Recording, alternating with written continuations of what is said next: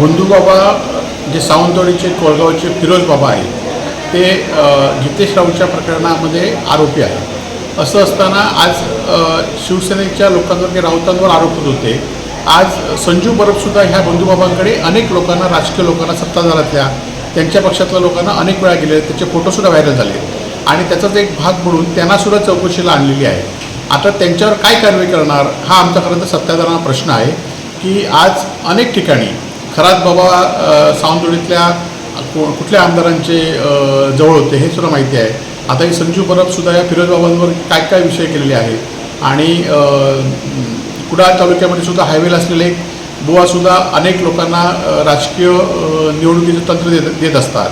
खरं तर सिंधुदुर्ग जिल्हा हा देवदेवतांचा जिल्हा आहे। यामध्ये अनेक आध्यात्मिक गुरु होऊन गेलेले आहेत। असं असताना या सगळ्या राजकीय लोकांना निवडणुकी जिंकण्यासाठी हे कुठलं तंत्र या बाबांकडून घेतात हा खरं तर प्रश्न आहे आणि त्यामुळे संजू बरोबर सुद्धा चौकशी झाली पाहिजे अशी आमची मागणी आहे।